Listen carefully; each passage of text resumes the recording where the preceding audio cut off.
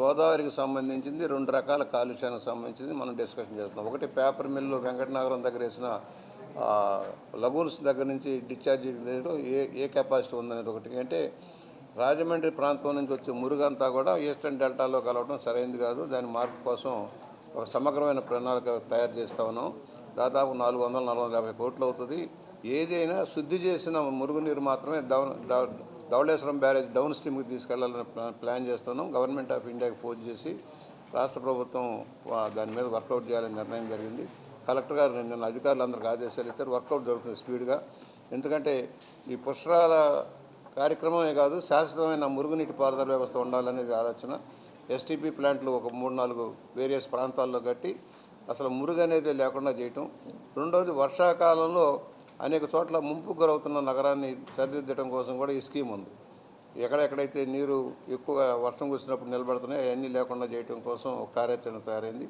దాని మీద వర్కౌట్ చేస్తున్నాం. దానికి సంబంధించి 1-2 ఇరిగేషన్ అధికారులు కోరింది ఒకటే, మీ భూములు ఉన్నాయి, విలువైన భూములన్నీ ఆక్రమిస్తూ ఉన్నారు, ఎవరెవరో పట్టాలు లేకుండా ఇళ్ళు కట్టుతూ ఉన్నారు, ప్రాజెక్టులకు అడ్డుపడుతూ ఉన్నారు. ఎస్టీపీకి గతంలో ఎస్టీపీ 10 MLD ప్లాంట్ అప్పుడు అడ్డుపడ్డారు. ఇప్పుడు 18 MLD ప్లాంట్ కట్టాల్సిన పరిస్థితి ఉంది. దానికి అడ్డుపడద్దని రిక్వెస్ట్ చేసాం. అలాగే జల్ జీవన్ మిషన్లో దాదాపు 3,000 కోట్ల రూపాయల ప్రాజెక్టు నడుస్తుంది మన ఏరియాలో. దానికి భూమి 12 ఎకరాలు కేటాయిస్తే కొంతమంది మాకు ఇళ్ల స్థలాలకంటూ వెళ్ళారు.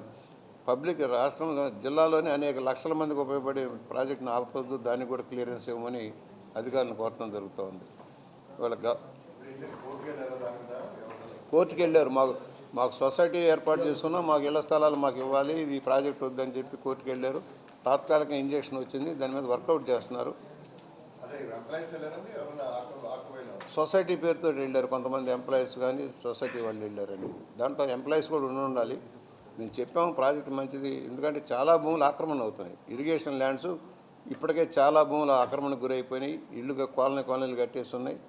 వాళ్ళ పబ్లిక్ అవసరం అయింది. వాళ్ళ కలెక్టరేట్ కట్టాలంటే స్థలం కావాలి, ఏదైనా బోర్డు సంస్థలు వస్తూ ఉన్నాయి, సంస్థలు పెట్టాలంటే భూమి దొరకట్లా. ఆ భూమి కొంచెం ఇబ్బంది అవుతుంది. అందుకని ప్రొటెక్ట్ చేస్తున్నాం.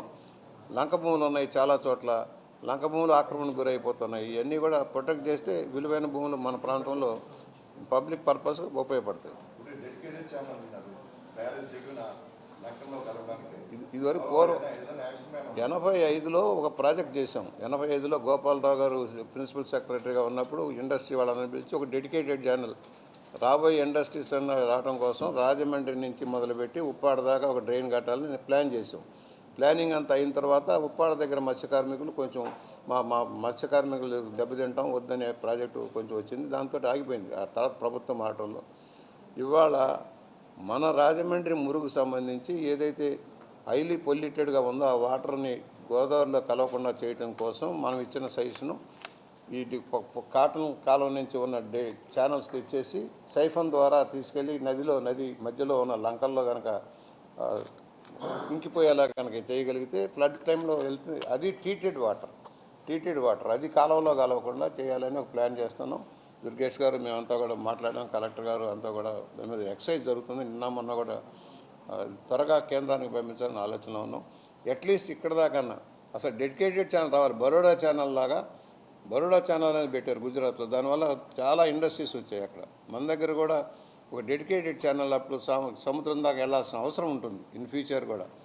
దాన్ని వర్కౌట్ చేస్తే ఏదైతే ఇండస్ట్రియల్ బెల్ట్ వస్తుంది, ADB road, railway track, Samarlakota, Vemagiri రోడ్ల మధ్యలో ఇండస్ట్రీ పెద్దాపురం నుంచి వచ్చే వాటన్నిటికీ అనుసంధానం కావాలంటే ఒక డెడికేటెడ్ ఛానల్ కావాలి.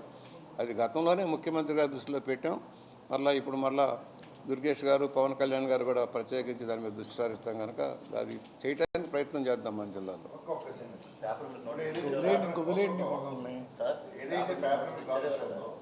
అలాగే ఇప్పుడు రాజమండ్రి కాలుష్యం, పేపర్ మిల్ కాలుష్యం కన్నా రాజమండ్రి కాలుష్యం ప్రమాదకరం ఇప్పుడు ఈ వ్యవహారాల ద్వారా బయటకు వచ్చాయి.